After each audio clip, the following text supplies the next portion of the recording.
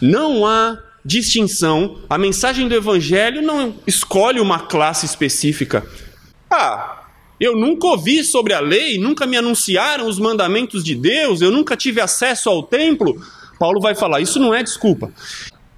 Eu e você somos melhores em quê do que alguém que está lá fora? Qual é, colocando na balança, eu ou você, ou alguma pessoa que está lá fora que não conhece a Jesus?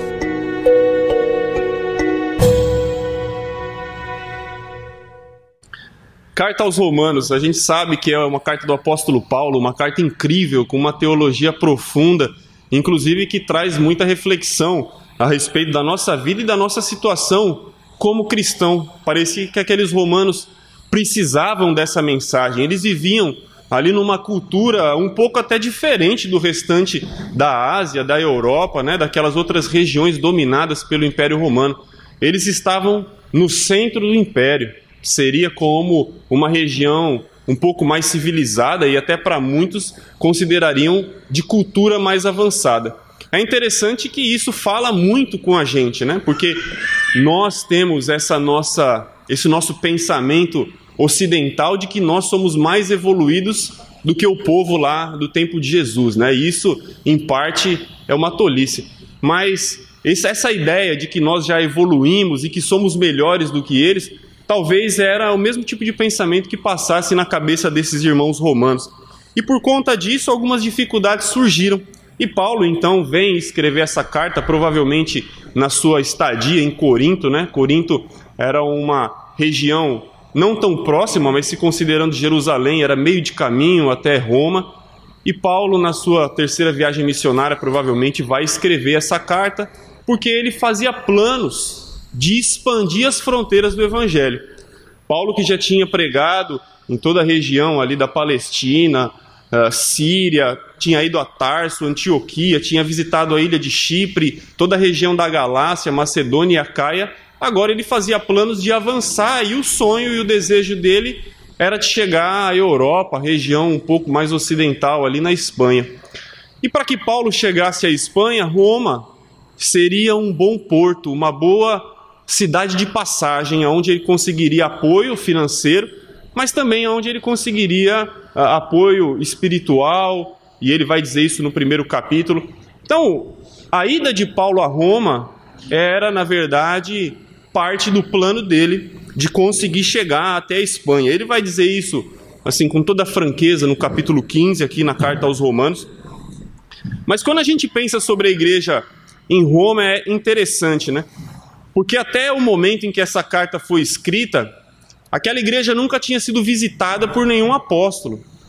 Ela não tinha começado ou nascido a partir da pregação apostólica, diretamente naquele local, né? Geograficamente falando.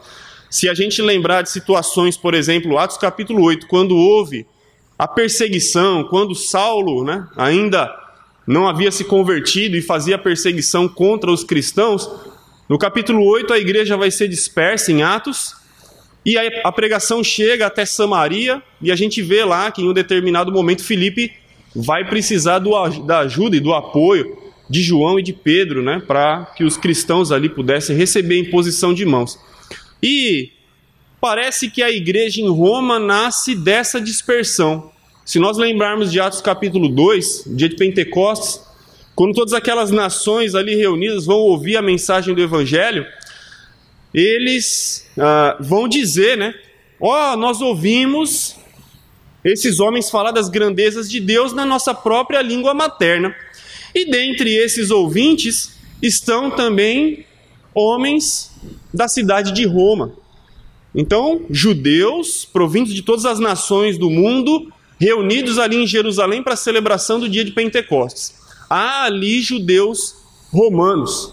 E eles, quando vão se converter, aqueles quase 3.000 ali com a pregação do apóstolo Pedro e dos demais, vão ficar reunidos até que essa dispersão acontece, né? Em Atos capítulo 8, a gente lê isso aí. Logo depois da morte de Estevão, Atos capítulo 8, versículo 1, vai dizer assim: naquele dia levantou-se grande perseguição contra a igreja em Jerusalém, E todos, exceto os apóstolos, foram dispersos pelas regiões da Judéia e Samaria. Ok, Judéia e Samaria são as regiões vizinhas ali de Jerusalém, mas é provável que muitos cristãos, judeus, convertidos, que já vinham ao longo aí talvez de 1 ou 2 anos, celebrando ali no Pórtico de Salomão essas reuniões, ouvindo as mensagens apostólicas, agora vão voltar para a sua cidade materna, no caso nosso aqui, Roma. E a igreja em Roma, então, nós podemos supor que ela começou assim, com a dispersão que aconteceu em Jerusalém. Alguns cristãos retornam para suas terras e ali em Roma eles vão se reunir. A gente vai perceber que mais lá para frente, no livro de Atos, capítulo 18, quando Paulo está concluindo a sua segunda viagem missionária, ele vai encontrar Áquila, né? Áquila e Priscila, que são pessoas que estão chegando da Itália. E a gente percebe que na Itália, então, já havia um grupo de cristãos nessa época aproximada do ano 50 depois de Cristo. A igreja em Roma vinha muito provavelmente fazendo um bom trabalho. E Paulo tinha notícias deles, né?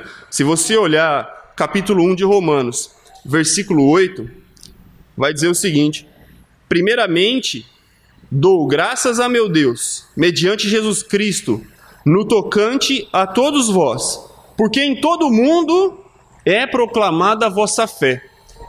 Olha que interessante, uma igreja, a igreja em Roma, que nunca havia sido visitada por nenhum apóstolo, mas que a fé que se desenvolveu naquele lugar, que a maneira como aqueles cristãos estavam vivendo e desenvolvendo a sua vida, a sua unidade, né? E aí o problema da carta vai ser exatamente esse, que Paulo vai querer abordar, mas a maneira como eles viviam a vida cristã, a fé deles, essa notícia estava alcançando o mundo. Olha que interessante o testemunho que vinha daquela igreja em Roma. Nós não sabemos exatamente como Paulo recebeu essas notícias, talvez seja realmente de Áquila, mas de fato ele tinha informações sobre a igreja de Roma, tanto dos acertos, tanto da fé que eles tinham, como também das dificuldades, que é um dos temas, né, alguns dos temas que ele vai tratar nessa carta. E a gente já vem batendo nesse ponto, talvez. Qual era a grande dificuldade da igreja em Roma? Ou pelo menos aquela que Paulo se preocupou em tratar nessa carta. Era a dificuldade deles de superar a diferença que havia ali entre judeus e entre gentios. A igreja em Roma era uma igreja composta por esses dois tipos de culturas diferentes e até em muitos aspectos conflitantes. E hoje, principalmente se falando em Brasil, onde a gente tem, né, uma cultura tão diferente, povos tão diferentes, né, vindos de lá para cá, e ontem mesmo a gente teve o privilégio de ver isso, né, pessoas do Nordeste, do Norte, Centro-Oeste, Sul, convivendo. E apesar da fé em comum, a gente não tem como negar que existem diferenças culturais, até mesmo no paladar.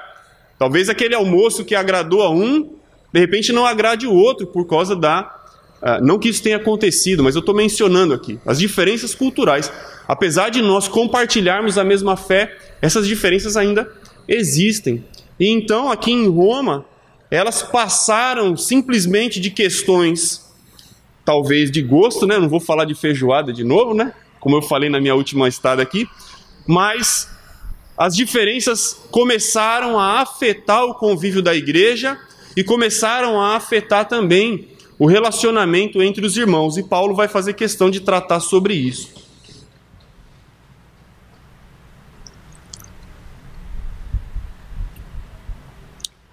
Judeus e gentios. Essa era a igreja em Roma. A mensagem do evangelho chegou lá através dos judeus e ela chegou também até nós através deles. Como Paulo vai dizer, a eles pertencem as promessas, os patriarcas, a lei. Então, de fato, nós que lemos a mensagem bíblica e até nos espantamos talvez com a murmuração, com a incredulidade, com a teimosia dos judeus, Paulo vai dizer, devemos gratidão a esse povo porque através deles é que vem o Messias, é que vem as promessas também de salvação que nos atingiram. Então Paulo vai começar nesse contexto, com tudo isso em mente, conhecendo por notícias essa igreja para quem ele escreve. Agora, a partir talvez da cidade de Cencreia ou de Corinto, ele vai enviar essa carta. E no capítulo 1, tem o que nós diríamos o centro da mensagem. Tem aquilo que Paulo quer dar como o miolo que vai direcionar o ensinamento todo. E a gente conhece, talvez, até de cor, o que está lá no versículo 16 do capítulo 1. Ele vai dizer: eu não me envergonho do evangelho. Por quê? Aliás, antes de perguntar por quê, é bom nós dissermos o que é. O que é o evangelho? Isso, o evangelho, né, bem traduzindo, saindo da transliteração e traduzindo, seria a boa notícia. E qual é a boa notícia para qualquer ser humano? A boa... Isso. Nós temos o perdão gratuito por meio da fé no sacrifício de Jesus na cruz e na sua ressurreição. A mensagem do evangelho, a boa notícia que pode nos trazer alegria, é de que o Filho de Deus veio ao mundo, se fez carne e habitou entre nós, e nessa maneira se entregou pela nossa salvação. E todos nós temos acesso a essa salvação mediante a fé. Essa é a boa notícia, e Paulo vai dizer: eu não tenho vergonha disso. Não tenho, porque nessa mensagem, nesse sacrifício, há a manifestação do poder de Deus que salva todo mundo que crê. O judeu primeiro, mas também o grego, também o gentil. Porque nesse mesmo evangelho é manifesta a justiça de Deus, de fé em fé, como está escrito, e ele vai citar aqui Abacuque: o justo viverá pela fé. Paulo vai dar aqui o centro da mensagem dessa carta, e ele faz questão de incluir isso, porque 2 versículos antes, no 14, ele já vai ter falado o seguinte, ó: eu sou devedor de gregos e de bárbaros, né? Os gregos representam a sabedoria, a filosofia, o conhecimento, e os bárbaros, como o próprio nome diz, né? Quando alguém faz alguma coisa impressionante, trágica, você vai falar: que barbaridade. Os bárbaros eram aqueles que faziam coisas, meu Deus, aos olhos dos gregos, todo mundo que fugia e não se enquadrava naquele tipo de costume ou de cultura era considerado bárbaro. Então, ele vai dizer: eu devo aos dois, tanto aquele que se acha sábio como aquele que é ignorante, chucro. Versículo 15: por isso, quanto está em mim, estou pronto a anunciar esse evangelho também para vocês em Roma. Talvez para Paulo, e a gente vê que isso aconteceu em Atos capítulo 17, quando ele chega lá em Atenas, ele vai anunciar a mensagem do evangelho para aqueles supostos filósofos, né? Aqueles homens que se reuniam diariamente para ouvir quais são as novidades, quais são as últimas novas dos sábios. E Paulo chega lá então em Atenas e vai dizer qual é a mensagem do evangelho, e aqueles homens ficam impressionados, né? Nunca ninguém veio com uma notícia dessa. Mas no finalzinho da pregação, quando Paulo vai falar a respeito de ressurreição, qual é a reação dos gregos? Passa amanhã, né? Amanhã você volta, fala mais sobre essa questão. Ressurreição não é uma coisa que nos interessa muito, não, nós não acreditamos nisso. Então Paulo vai querer dizer: eu tenho vergonha da mensagem da cruz? Não tenho. Nem se for para anunciá-la aos sábios, nem se for para anunciá-la aos tolos, nem se for para anunciá-la aos ricos, nem se for para anunciá-la aos pobres. Não havia necessidade e nem possibilidade de se fazer distinção. E ele vai justamente centrar sua carta nisso. Não há distinção. A mensagem do evangelho não escolhe uma classe específica. Nós sabemos, de fato, existem classes mais suscetíveis à mensagem do evangelho, mas Cristo não morreu somente por essas classes, ele morreu por todas e por todos os seres humanos. Então Paulo começa já nisso. Olha, para vocês em Roma, será que a minha carta seria para os judeus ou para os gentios? Será que essa mensagem ela tem somente um destinatário? Não. O evangelho é para todos. E então ele vai começar depois dessa introdução e depois da minha introdução, que já tomou mais de 10 minutos, ele vai começar a sua exposição. O versículo 18, ele vai querer mostrar ou abrir os olhos um pouco daqueles irmãos em Roma a respeito da condição do ser humano. Qual era a condição do homem não judeu no passado? A gente sabe que o mundo antigo, biblicamente falando, ele é dividido em dois só. Não é dividido em 4, 5, 6. Ele é dividido em dois. Ou você é judeu, ou você é o resto. Ou você tem a história, os patriarcas, as promessas, a lei, Moisés, relacionamento com Deus, ou você não tem nada disso. Ou você é gentil, longe das promessas, distante da circuncisão, que não tem esperança nenhuma. O mundo antigo era isso: judeu e gentil. E Paulo vai dizer, se for para a gente observar essas duas classes no passado, o que era? Como foi a vida do homem? Bom, no versículo 18 ele vai dizer, no capítulo 1, a partir do 18, qual era a situação dos gentios? Os gentios não tinham a lei, ok? A lei de Moisés foi uma lei dada exclusivamente para os judeus. Os judeus sabiam o que pode e o que não pode, o que agrada e o que não agrada, como conquistar a misericórdia de Deus por meio dos sacrifícios. Os levitas intercediam somente pelo povo judeu. Então o judeu sabia, tinha conhecimento por meio da lei do que agradava ou o que era permitido por Deus. O gentio não. Mas será que o gentio tinha desculpa?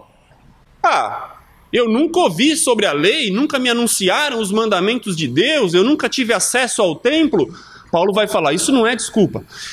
Isso não é desculpa porque quando você acorda de manhã e você vê o sol nascer, você vê aquele céu azul, você vê o ar, a chuva, as plantas, os outros seres humanos, quando você come, quando você respira, você tem saúde, e tudo isso atesta para um Criador. Todas essas coisas que estão ao nosso redor, toda a beleza da criação, desde as coisas mínimas dos insetos menores que sejam, até as macrocriações de Deus, todas essas coisas dizem e gritam aos nossos ouvidos: existe um Criador. Então o gentio, ele não podia simplesmente se escorar na ignorância de não ter acesso à lei e falar, eu errei porque nunca ninguém me disse que havia uma maneira de viver direito. Nunca ninguém me disse que tinha um ser superior e nós deveríamos fazer conforme ele quer. Paulo vai dizer, não. Olha lá versículo 18. E essas pessoas que rejeitavam essas evidências seriam punidas. A ira de Deus se revela do céu contra toda impiedade e perversão dos homens que detêm a verdade e soltam para o povo a injustiça. Porquanto o que de Deus se pode conhecer é manifesto entre eles, porque Deus lhe manifestou. Porque os atributos invisíveis de Deus, assim o seu eterno poder, como também a sua própria divindade, claramente se reconhecem, desde o princípio do mundo, e nós podemos perceber essas coisas por meio das que foram criadas. Então, os homens que rejeitam a verdade, em troca da injustiça, não têm desculpa nenhuma. E ele vai começar a dizer qual é o problema de nós rejeitarmos as evidências de que Deus existe. Ainda que eu nunca tivesse lido as Escrituras, nunca ninguém me falou do Evangelho. Então eu estou livre para viver uma vida cheia de erros e de pecados? Paulo vai dizer, não. A ira de Deus se manifesta contra todos esses, porque nós negamos as evidências e vivemos de acordo com as nossas paixões. E ele vai trazer uma lista dos pecados no qual a humanidade se enfiou e mergulhou, e ele vai aqui falar sobre homossexualismo, ele vai trazer na verdade uma lista, aqui a partir do versículo 28, do capítulo 1, por haverem desprezado o conhecimento de Deus, o próprio Deus os entregou a uma disposição mental reprovável. Então olha, se você não quer saber de Deus, então Deus vai dizer, então ser humano, caminhe com as suas pernas e você vai ver aonde você vai chegar. A disposição mental do ser humano, reprovável por Deus, e as práticas se tornaram inconvenientes, cheios de toda injustiça, malícia, avareza, maldade, possuídos de inveja, homicídio, contenda, dolo, malignidade, sendo difamadores, caluniadores, aborrecidos de Deus, insolentes, soberbos, presunçosos, inventores de males, desobedientes aos pais, insensatos, pérfidos, sem afeição natural e sem misericórdia. Ainda bem que não se faz mais isso nos dias de hoje, não é verdade? Ainda bem que essa mensagem, como dizem muitos, né? A Bíblia é uma coisa antiga e a mensagem que está nela tem a ver com o passado. Que bom, né? Que bom que hoje a sociedade já não é mais assim. Hã? Ou não? Ou será que eu estou falando besteira? A Bíblia é super atual e ele vai dizer que o problema que há no mundo de hoje e que havia no mundo do passado é a rejeição de Deus. Por isso que a gente sempre fala, quer mudar o mundo, quer mudar o país em que você vive, quer mudar o seu bairro, não vai se propor a ser um governador, um vereador, um deputado. Quer mudar o mundo? Pregue Jesus. Isso é o que muda o mundo. Pregue o Senhor. Isso é o que muda a vida das pessoas. Então ele vai dizer, os gentios, eles não tinham desculpa. Vocês, então eu me imagino como um gentio ouvindo essa carta lá, 2000 anos atrás, ele vai começar a falar sobre tudo isso e eu vou falar, esse era eu. Esse era eu há algum tempo atrás, antes de ouvir a mensagem do Evangelho. E talvez no meu coração então pudesse surgir de repente a questão de que eu não tenho muito valor em mim mesmo, né? Não há virtude em mim mesmo, porque eu venho justamente dessa história. Eu não sou uma pessoa tão digna ou merecedora, ou eu não cheguei aqui no meio de vocês, como o Senhor vai dizer em outro lugar no Novo Testamento, pelos meus méritos. Não foi por isso que nós alcançamos. Jesus não morreu por nós porque nós éramos bons. Talvez por um bom, alguém se anime a morrer, ele vai dizer isso daqui a pouco no capítulo 5. Mas não é o nosso caso, eu tenho certeza que não é o meu. Talvez se eu estivesse aqui como gentil ouvindo essa mensagem, isso ia começar a nascer no meu coração. E ele continua o capítulo 2 falando sobre isso. Qual é, se nós colocássemos uma balança de justiça, qual é o peso que é realmente justo? Qual é o padrão para determinar aquilo que é certo ou o que é errado? É o Evangelho. O Evangelho é essa mensagem que vai fazer a distinção, porque ele vai dizer, olha, os homens vão ser retribuídos conforme as suas obras, cada um segundo aquilo que fez. E a justiça de Deus, ela permanece sendo sempre a mesma. Não é de acordo com o que o homem supõe. E o homem não tem dentro de si justiça, naturalmente. Como ele disse aqui no final do capítulo 1, deixa o homem caminhar de acordo com os seus próprios pensamentos. Você acha que vai acontecer o quê? Tragédia. Porque o homem não tem em si mesmo a justiça divina. Mas a tendência, nós não estamos falando aqui de pecado que vem do berço ou do nascimento. Nós estamos falando da natureza humana que se desenvolve e pende para o lado mal.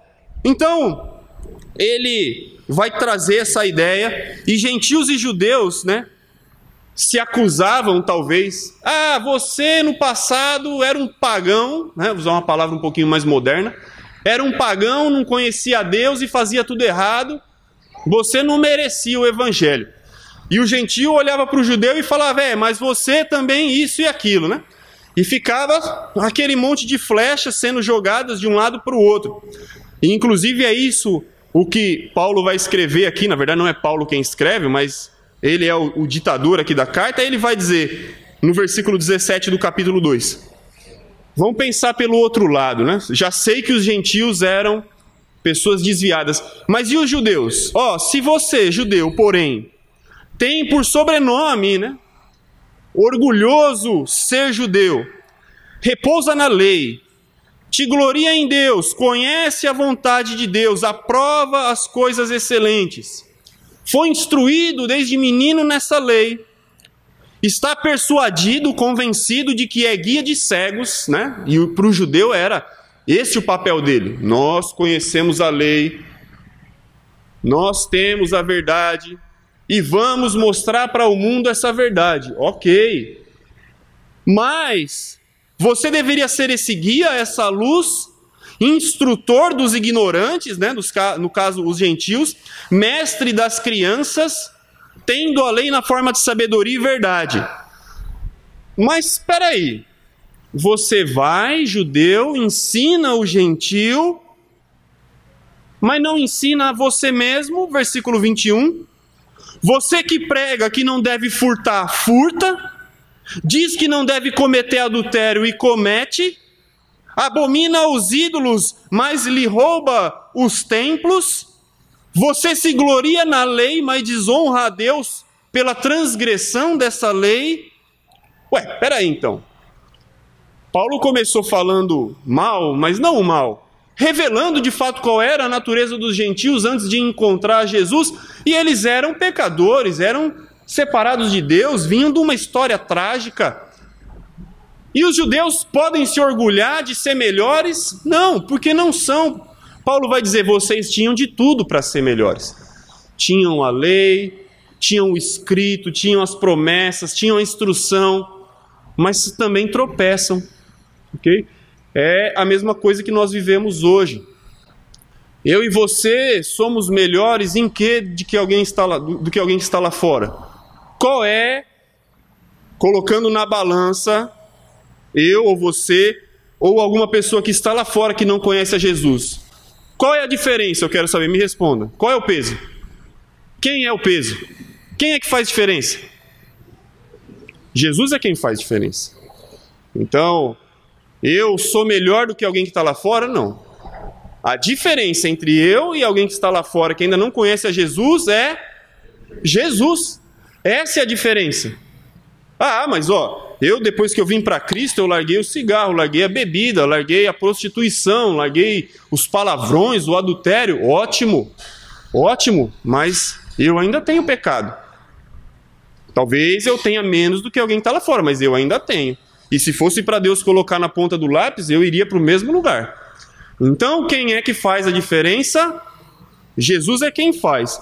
E é o que Paulo já vai tentar começar a mostrar aqui. Os gentios têm pecados e os judeus também têm. Ah, mas os gentios não conheciam a lei. Mas os judeus conheciam, e não foi a lei que conseguiu produzir no coração deles essa fé.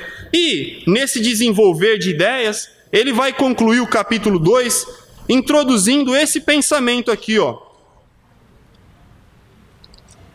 a partir do versículo 25. Porque a circuncisão tem valor se praticar a lei. Se é, porém, transgressor da lei, a sua circuncisão já se tornou incircuncisão. Já não é mais o que seria. Se a incircuncisão observa os preceitos da lei, né? Se um gentio, no caso, observa os preceitos da lei, não é ele, porventura, considerado como um circunciso?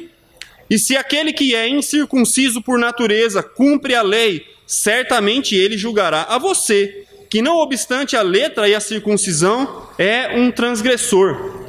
Porque não é judeu quem o é apenas exteriormente, e eu vou traduzir aqui para nós, não é cristão quem o é exteriormente, não é cristão quem diz que já foi batizado, não é cristão quem carrega a Bíblia, não é cristão quem veste a roupa A, o B ou C, e não é cristão quem está presente no culto, mas é cristão quem o é interiormente. Versículo 29, porém judeu é aquele que o é interiormente. Circuncisão é aquela que é no coração, no espírito, e não na letra, cujo louvor não procede dos homens, mas de Deus.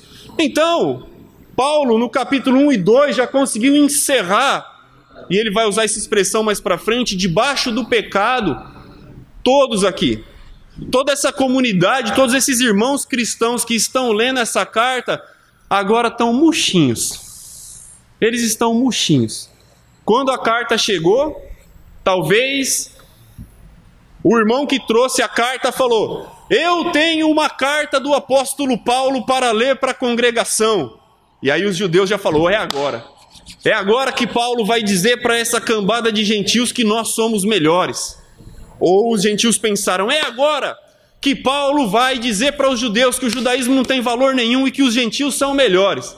E talvez os dois grupos estivessem loucos para ser apoiados.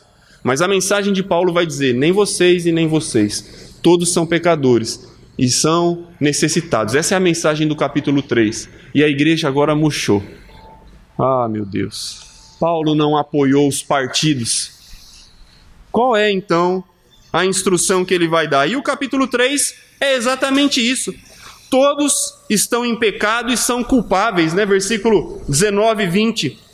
Ora, sabemos que tudo que a lei diz, aos que vivem na lei o diz, para que se cale toda a boca, e todo mundo seja culpável perante Deus, visto que ninguém será justificado diante dele por obras da lei, em razão de que pela lei vem o quê? O pleno conhecimento do pecado. Mas agora, sem lei, se manifestou a justiça de Deus, testemunhada sim pela lei e pelos profetas, justiça mediante a fé em Jesus, para todos e sobre todos os que creem, porque não há distinção, porque todos pecaram e carecem da glória de Deus. O capítulo 3, então, vem dar agora a direção em que eles deveriam olhar. Não olhe para você, não olhe para a sua história, não procure méritos ou virtudes em si mesmo, mas olhe para Jesus. Porque a lei, de fato, não foi dada para que o homem fosse salvo. A lei de Moisés, ela me dizia, Lucas, você jamais vai conseguir ser como Deus quer. Talvez eu consiga cumprir com esse. Nossa, mas esse aqui, agora há pouco eu já tropecei. E a lei, ela vinha me dizer sempre, você por si mesmo não consegue. Não consegue. Ela ressaltava os nossos erros, as nossas fraquezas. E Paulo vai dizer, você quer viver pela lei? Não tente fazer isso. Não aposte nas suas próprias forças, porque todos vivem isso aí. Acontece que esse problema, né? Esse problema de sermos todos pecadores, na verdade, trouxe um benefício. O fato de todo mundo precisar da glória de Deus fez com que essa bondade de Deus fosse manifesta entre nós. Olha lá. Onde, pois, versículo 27, onde, pois, a jactância foi de todo excluída. Cadê o seu orgulho? Né? Me diz aí, vai se orgulhar de quê agora, né? Judeu ou gentil vai bater no peito e dizer, eu vim para Cristo porque eu sou de tal descendência. Não, foi excluída. Por que lei? Das obras? Não, pelo contrário, da fé. Se nós estamos em Cristo, se aqueles irmãos estavam em Cristo, era por causa da fé, do poder, na nossa fé, no poder da mensagem do Evangelho que salva, que manifesta a justiça de Deus. Versículo 28, concluímos, pois, que o homem é justificado pela fé, independente das obras da lei. É porventura Deus somente dos judeus? Não é também dos gentios? Sim, também dos gentios. Visto que Deus é um só, o qual justificará por fé o circunciso e mediante a mesma fé o incircunciso. Ok? Até aqui tudo bem? A mensagem está muito clara e Paulo está desenvolvendo essa ideia. E o Evangelho é essa manifestação da bondade de Deus, e só por meio da fé, só por meio da fé nós vamos conseguir alcançar essa graça, não por nossas próprias obras, não por aquilo que fazemos. E aí, né, talvez alguém pudesse pensar, não, mas espera aí, isso aí que você está falando não tem razão, Paulo. Sinto muito, mas não é isso que eu vejo olhando para os meus antepassados. E antes que algum espertinho judeu pudesse, né, levantar os seus argumentos, o capítulo 4 vai abrir com um grande exemplo de fé. Quem é o pai da fé aqui nas Escrituras? Abraão. Ele vai abrir o capítulo 4 fazendo questão já de mostrar isso. Você quer ver como eu não estou falando besteira? Olha para Abraão.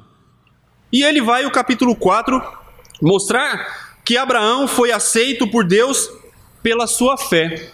E que ele nem era circuncidado quando isso aconteceu.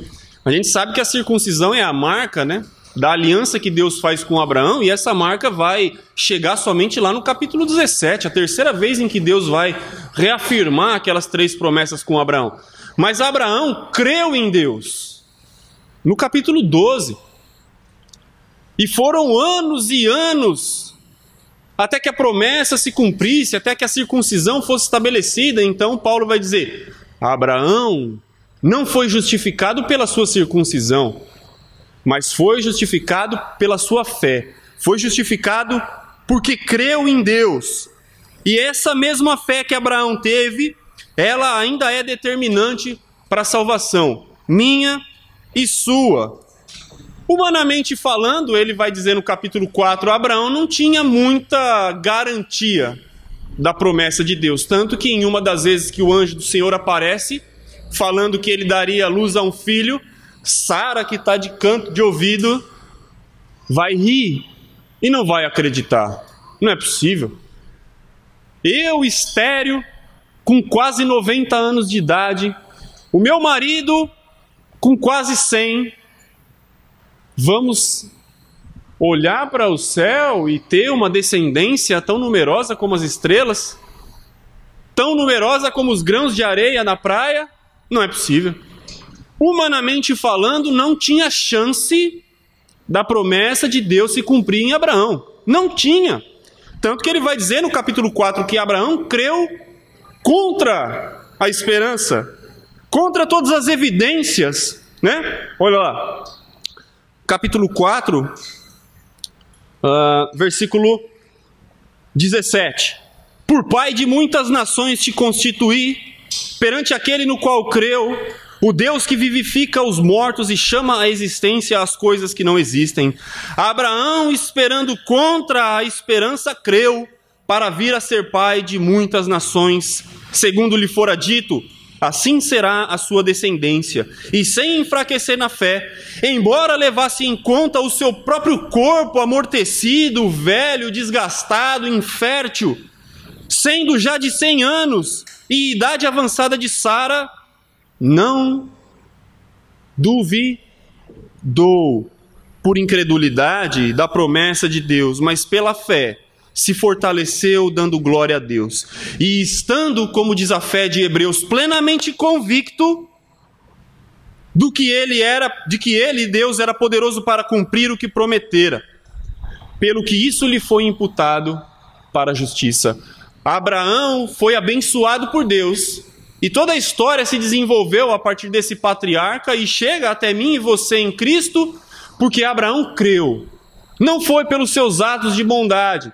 Talvez em Noé você possa dizer, Deus o escolheu porque Noé era justo e andava com Deus. Mas Abraão não. Abraão era um homem de fé, e Deus o escolheu pela sua fé. E Paulo, usando esse exemplo aqui no capítulo 4, vai desmoronar qualquer argumento de qualquer gentil ou de qualquer judeu que pudesse ainda procurar em si uma autovalorização que às vezes pode nos acometer também aqui. Talvez entre eu e você possa ter um sentimento de desigualdade. Talvez porque eu estou dando essa aula, se eu não tomar cuidado, eu posso me sentir melhor do que alguém.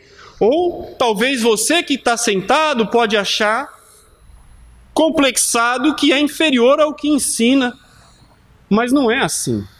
Ou talvez o irmão mais velho achar que é mais importante do que o irmão mais novo. Ou talvez aquele que faz isso achar que é mais importante do que aquele que faz aquilo. O que você pode acabar fazendo, ou o que eu posso acabar fazendo, é me desvalorizando no reino.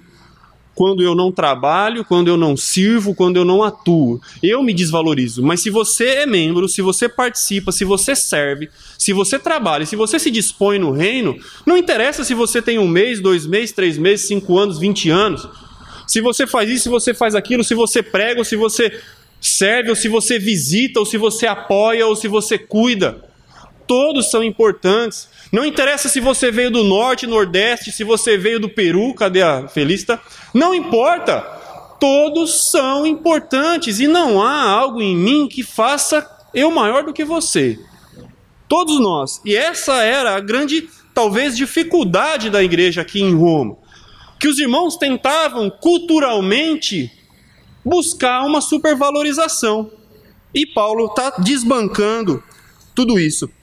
Uma questão interessante que ele vai determinar aqui no capítulo também 4, sobre Abraão, é que a fé de Abraão, e isso é importante para nós, não foi só, Abraão creu em Deus e sentou lá na cidade de Ur e ficou esperando Sara ficar grávida. Não foi assim.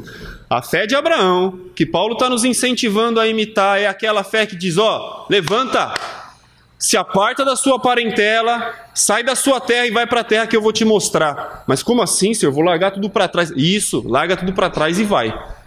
A fé de Abraão, que Paulo diz que vai nos levar ao encontro do Evangelho, é a fé ativa, não é a fé passiva.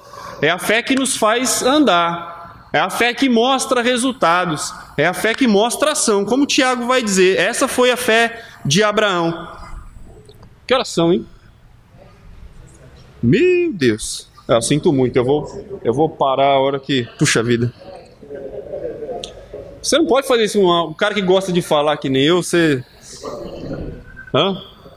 Próximo domingo? Puxa, eu estou escalado para EBD lá em São Bernardo. Senão eu venho.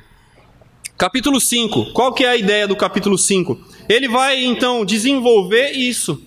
Se nós somos justificados por essa fé aí, como a fé de Abraão, então... por meio dessa fé, nós vamos encontrar, olha que coisa linda, paz com Deus.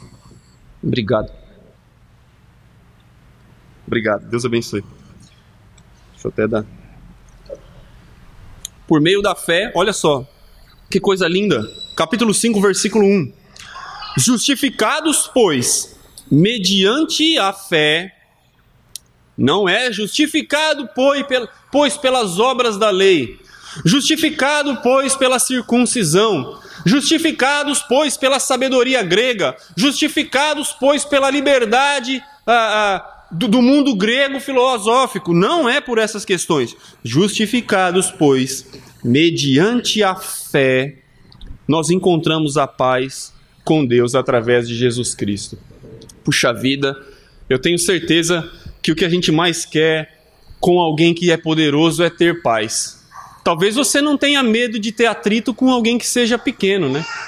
Talvez quando uma pessoa, vamos dizer assim, menor, mais frágil do que você, tenta te pôr medo, você não fique com medo. Aquele chihuahuazinho, né? Um passarinho pequeno, se ele ficar pipipi para você é o seu tamanho. Mas se você se deparar com um Rottweiler no meio da rua, né? Você vai subir na primeira árvore. Porque a nossa tendência, lógico, de segurança é temer quem é maior do que nós, quem tem mais força do que nós.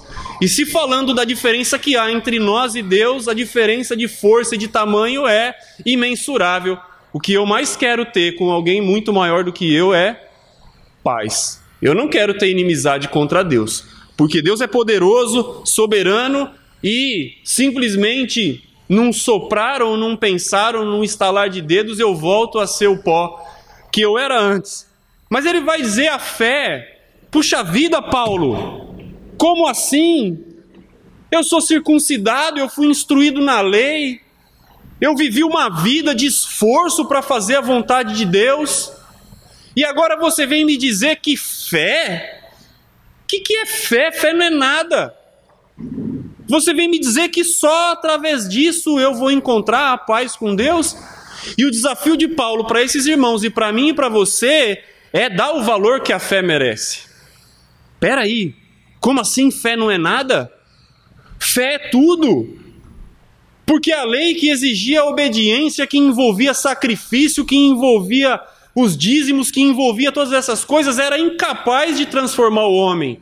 Mas Jesus, por meio da fé, consegue operar um milagre muito maior que a lei nunca foi capaz de operar, que é transformar o meu e o seu coração para fazer a vontade de Deus. Será que ouvindo aquele sermão do monte lá em Mateus, aqueles homens, somente por meio da lei conseguiriam? Ouvistes o que foi dito, não adulterarás. Ok, a lei me dizia isso, se você não se deitar com outra mulher, você está garantido. Mas Jesus vai dizer, eu porém vos digo, que se você olhar para uma mulher e a desejá-la, no seu coração você já adulterou. Será que a lei é capaz de corrigir isso no meu e no seu coração? Não. Só Jesus, por meio da fé. Ouvistes o que foi dito, olho por olho, dente por dente. Eu porém vos digo, aquele que... Eu vou ler aqui para não falar besteira, tá bom? Mateus capítulo 5. Só vou citar mais esse exemplo aqui. Versículo 38. Ouvistes o que foi dito, olho por olho, dente por dente. Eu porém vos digo, não resistais ao perverso, mas ao qualquer que te ferir na face direita, volta-lhe também a outra. Eu digo, você acha que alguém pela lei conseguiria fazer isso? Não. Somente pela fé. Só quem tem fé em Jesus é capaz de fazer isso. Só por meio da fé, só por meio do espelhamento na pessoa do nosso Mestre Jesus, é que nós vamos conseguir o milagre de ser transformados e de encontrar a paz com Deus. Então, Paulo vai desbancar na mente desses irmãos romanos todos os seus conceitos de que pela sua cultura, de que pelos seus costumes, do que pela sua história é que eles tinham conseguido de novo o relacionamento com Deus. Jesus é o elo dessa reconciliação. É só por meio de Jesus que nós conseguimos voltar até Deus. E eu acho também lindo o que ele vai dizer, eu já citei um pedacinho, mas eu vou ler. Versículo 6 do capítulo 5. Porque Cristo, quando nós ainda éramos fortes e perfeitos, morreu, não foi isso? Não? Não está escrito isso na sua Bíblia? Você está no capítulo 5 de Romanos, versículo 6. Porque Cristo, quando nós ainda éramos fortes e perfeitos, veio para consumar a nossa perfeição. Não é isso? Não. Porque Cristo, quando ainda éramos fracos, morreu ao seu tempo pelos ímpios. Dificilmente alguém morreria por um justo, pois pode ser que pelo bom, pode ser que você um dia desse a sua vida por alguém que fosse muito bom, mas Deus prova o seu próprio amor para conosco pelo fato de ter Cristo morrido por nós, sendo nós ainda pecadores. Logo, muito mais agora, que somos justificados, que somos amigos como Abraão foi, muito mais agora que temos paz com Deus, por meio do sangue de Cristo, podemos confiar que seremos por Ele salvos da ira. Porque se nós, quando inimigos, fomos reconciliados com Deus mediante a morte do seu Filho, muito mais estando já reconciliados, seremos salvos pela sua vida. E não apenas isto, mas também nos gloriamos em Deus por nosso Senhor Jesus Cristo, por intermédio de quem recebemos agora a reconciliação. Quer ser amigo de Deus? Não vá atrás de Moisés, não vá atrás da circuncisão, não vá atrás da filosofia ou da sabedoria, vá atrás de Jesus. Essa é a única maneira de sermos amigos de Deus. Mas será que um homem só é capaz de fazer isso por toda a humanidade? E Paulo então entra na segunda metade do capítulo 5 dizendo, sim, porque também foi um só o homem que destruiu o relacionamento com Deus. Foi por meio de um homem, Adão, que o pecado entrou no mundo e pelo pecado a morte, e essa morte passou de Adão e atingiu todos nós. Mas também por um único homem e pela obediência de um, a justiça e a vida se manifestou a muitos. E nós hoje conseguimos, por meio da obediência de Cristo, alcançar essa graça. Olha, em Jesus tudo se resolve. Isso é um jargão, né? Isso é um jargão do mundo religioso. Jesus tem a solução para tudo. Mas se você analisar uma carta, se você analisar um contexto, você vai ver que essa frase é verdadeira. Em Jesus, tudo se resolve. O pecado se resolve. Dizem por aí que para tudo se dá jeito, menos para a morte. Isso também se resolve. Em Jesus, até a morte tem solução. Que horas são? 25. Eu vou arriscar o capítulo 6 aqui. Pode? Então vamos lá. Não, melhor. Eu vou parar por aqui. Eu queria que vocês participassem. Eu não vou consumir os meus 30 minutos. Alguém gostaria de fazer uma observação? Eu sei que vocês têm excelentes construções aí para essa aula, então eu queria que vocês participassem. Já falei demais. Bom, eu vou abrir aqui o tempo. Se ninguém fala nada, eu arrisco o capítulo 6, mas eu gostaria que vocês complementassem ou fizessem perguntas. Alguém? Por favor, por favor. Não, imagina. Continua?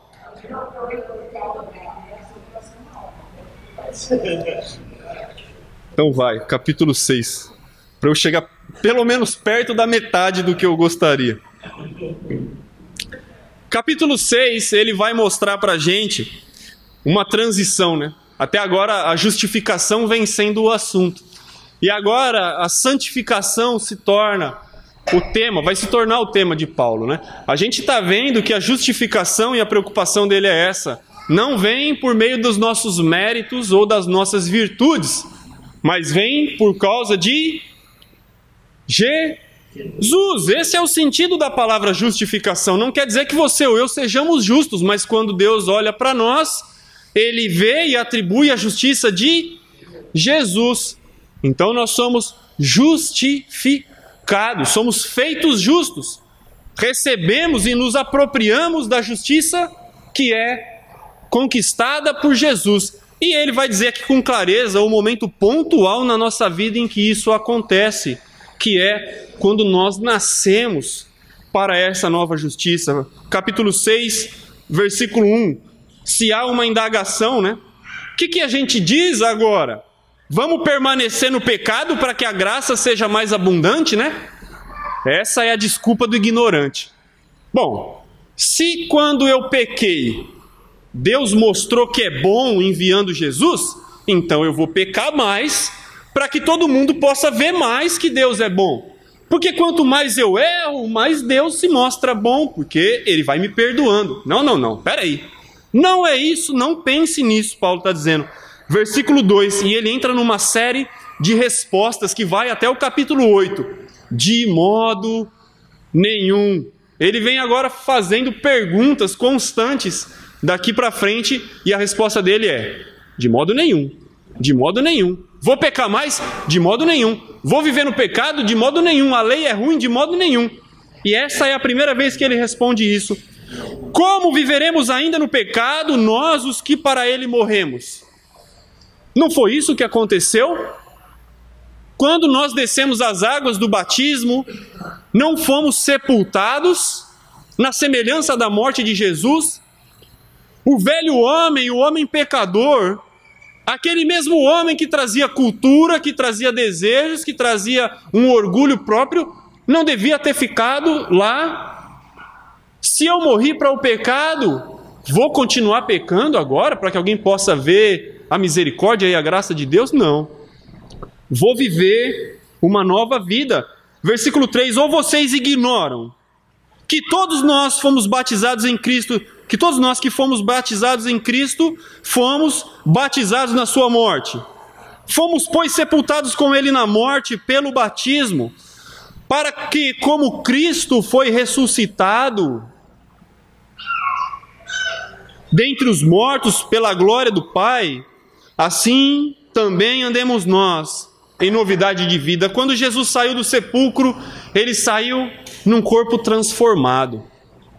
Jesus saiu numa nova natureza. E é essa a indagação ou o convite de Paulo para a nossa reflexão. De que quando nós saímos das águas do batismo, não ainda com aquele corpo glorificado final, mas já com um corpo diferente, com uma vida diferente. Nós precisamos também sair das águas e deixar para trás todo o pecado. Paulo vai responder 2 vezes esse não. Vou continuar pecando? Olha lá no versículo 15. E aí? Vamos pecar porque não estamos debaixo da lei e sim da graça? Também não. De modo nenhum. De modo nenhum. Não podemos agora dizer, bom, é o que a maioria diz, infelizmente. Então quer dizer que houve uma transição e a velha aliança foi cumprida e agora vigora uma nova aliança, uma aliança da graça? Quer dizer isso? Então agora é triste ouvir isso aí, mas a gente ouve. Então quer dizer que agora pode matar? Pode adulterar? Ou você vai falar sobre dízimo e você fala para a pessoa, olha como que é a oferta ensinada no Novo Testamento. E aí o denominacional na escola da Bíblia vai dizer, então quer dizer que não precisa dar mais o dízimo? E aí ele não dá mais nada. E aí ele não oferta mais. Aí ele não contribui. Aí vira um mesquinho. E não é isso. A lei teve o seu papel. Foi o tutor até Jesus. E quando Jesus veio, se eu tomava um tapa na cara de um lado, e na lei eu podia retribuir, mas por Jesus eu tenho que dar o outro. Se eu tinha desejo impuro com uma mulher, e na lei isso não tinha problema, mas com Jesus isso tem problema. Então, se na lei, usando esse exemplo, eu dava 10%, e agora a lei passou em Jesus, eu vou dar quanto? Não me responda. Cada um contribua de acordo com aquilo que propôs no seu coração, mas não é possível que a gente, ao ver que a lei passou, a gente vai retroceder. Porque, na verdade, a lei sempre foi uma barreira para que o homem chegasse mais perto de Deus. E você tinha o véu, e você tinha o sacerdote, e você tinha barreiras que impediam eu e você de aproximação de Deus. Mas quando Jesus vem, ele vem para romper essas barreiras e permitir com que a gente agora, de fato, na presença de Deus, consiga oferecer para Ele a adoração que é em espírito e em verdade. E a gente percebe que a igreja no primeiro século captou isso. Porque quando a lei passou, os irmãos não encolheram as suas ofertas, mas venderam as suas propriedades. E foram além. Porque a lei me impedia de ir além naquilo que eu queria fazer por Deus, mas pela graça o acesso a Deus me faz chegar na presença dEle, ter acesso a Ele por meio dessa fé. Usando somente esse exemplo aqui do dízimo, que não tem nada a ver, não é o assunto de Paulo. Mas o que ele quer dizer? Entendendo que a lei passou, nós vamos retroceder, voltar ao pecado, voltar ao erro? Não, de maneira nenhuma. Nós vamos avançar. Nós vamos avançar para a presença de Deus. Vamos avançar dotados agora de um espírito que o Senhor nos concedeu, que nos coloca na presença de Deus. Vamos avançar como a verdadeira Israel, o povo pelo qual o Senhor deu e constituiu. Sendo agora não um Israel ligado por linhas genéticas, mas ligado por uma linha espiritual. Sendo de fato o verdadeiro povo que Deus estabeleceu. Esse é o proveito da fé em Jesus. Uma fé que vai nos tornar um único povo. Uma fé que vai nos fazer um só debaixo de Deus. E Paulo vai continuar dando várias razões a partir do capítulo 12 do porquê é tão importante que nós não vivemos de acordo com esse mundo. Do porquê é tão importante que os irmãos saibam lidar com as diferenças, com as opiniões, para que os irmãos saibam se colocar corretamente nessa sociedade, nesse mundo atual, acolhendo os fracos e assim por diante. Eu não sei se eu vou ter oportunidade de continuar no próximo, daqui a alguns domingos, mas eu sinto muito não ter conseguido chegar ao capítulo 14, mas o assunto é excelente. A carta aos Romanos é de uma teologia profunda que realmente chama a nossa atenção, porque a nossa tendência depois de um tempo é realmente acreditar que há em nós certas virtudes que nos façam ser aceitos por Deus. Desenvolva as virtudes, desenvolva o conhecimento, desenvolva a fé, desenvolva tudo isso porque Deus espera. Mas jamais, jamais confunda e acredite que é por causa dessas coisas que eu ou você vamos entrar no céu. Não é, não é. Somente por Jesus, somente pelo sacrifício de Cristo, só pela cruz, é que nós vamos conseguir ser agradáveis ao nosso Pai. Que Deus nos abençoe. Vamos orar? Senhor nosso Deus, Pai celeste e soberano, o Senhor é incrível. O Senhor é um Deus de planos extraordinários, o Senhor é um Deus insondável. E as coisas que o Senhor faz, Pai, muitas vezes são para nós incompreensíveis. Mas obrigado, Deus, porque o Senhor, na pessoa do seu Filho, manifestou a sua própria pessoa. Obrigado porque o Senhor mostrou ao mundo quem o Senhor é, manifestando, Pai, na glória do seu Filho, a sua imagem. E através de Jesus nós conseguimos hoje encontrar o caminho de volta para o paraíso, de onde o Senhor nunca gostaria que nós tivéssemos saído. Pai, obrigado pelas tuas palavras. Obrigado, Senhor Deus, por nos animar, por nos consolar. Obrigado, Senhor, por nos corrigir e nos fazer lembrar, Pai, que no seu Filho Jesus e na sua cruz, a expressão de amor e de misericórdia é que nós encontramos a salvação do Senhor, Pai. Que todo esse amor demonstrado pelo Senhor, que toda essa graça, nós possamos, ó Deus, mostrar a nossa gratidão ao Senhor agora, através do nosso culto de louvor ao Senhor.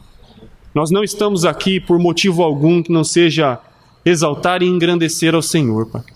Nós viemos a esse lugar para desfrutar uma comunhão harmoniosa e saudável, de uma unidade comprada pelo sangue do Senhor, e unidos a uma só voz, Pai, queremos declarar que o Senhor é bom, que o Senhor é santo, que o Senhor é puro, que o Senhor é perfeito, que o Senhor é o Criador, o Salvador, o Redentor, o Reconciliador, que o Senhor é o Deus que nos salva e que nos tem preparado lugar no céu. Que o Senhor nos ajude, ó Pai, em cada um dos atos na adoração que se segue, e que os corações de todos nós possam se derramar diante do Senhor, ó Pai. E que o nome do Senhor seja louvado e que a adoração prestada por essa igreja, Pai, possa ser agradável ao Senhor, porque o Senhor é digno. E é no nome de Jesus Cristo, o nosso Salvador, que entregou o seu corpo e o seu sangue, que estabeleceu essa aliança que nos permite agora o acesso ao Senhor. É por Ele que nós oramos, Pai, e te agradecemos. Amém.